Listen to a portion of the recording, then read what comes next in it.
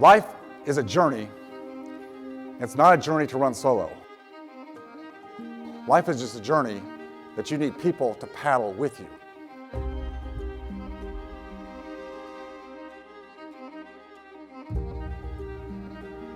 Balancing lives is a very, very difficult thing to do. I don't think there's a true balance. But for me, when I sat there and was watching my daughter struggling for her life to get back, I'm thinking, this has got to change. What I didn't need more of at that time was more money, did I? Because money wasn't going to fix anything. What did I need more of? Time. I need more time. I need more time. That's when I made my decision. I made a decision right there in the hospital that I wasn't going to live my life that way anymore. You know, we live our lives with this preconditioned myth about work, be successful, provide for our families. That's important. Work until we're at that retirement age, whatever that means, whatever retirement age is by society's definition. And I think that's so wrong, but that's the way we've grown up. We've been preconditioned to say that's what you do. It's hard to break out of a mindset that tells us that's what we have to do. Don't live your life by other people's agenda. You've got to create your own. Instead of thinking about a retirement age, how about a retirement number? A number not tied to age.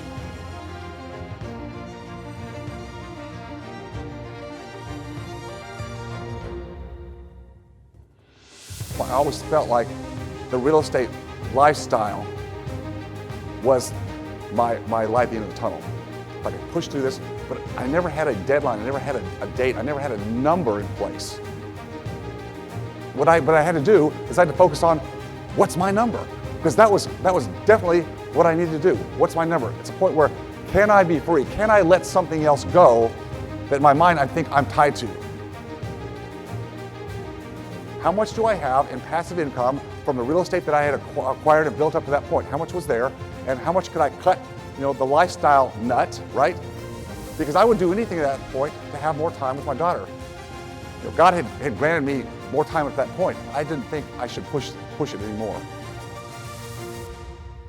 So now I had a deadline right in front of me. The deadline's like today, not next month, not someday. The deadline was today. So I put, pencil to paper and ran a few numbers, and I said, you know what, I can do this.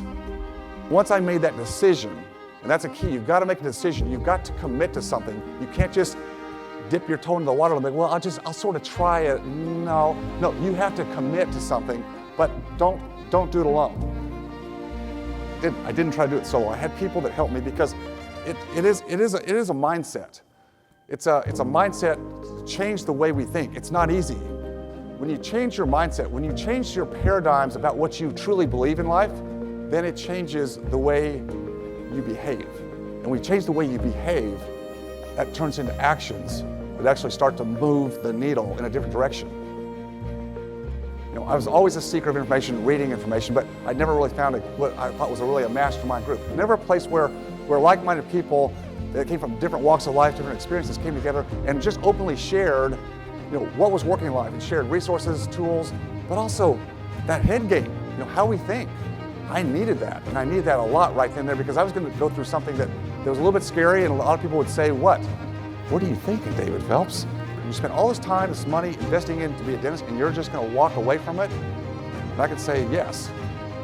Don't we get a lot of people shaking their finger and saying, what are you thinking when you talk differently?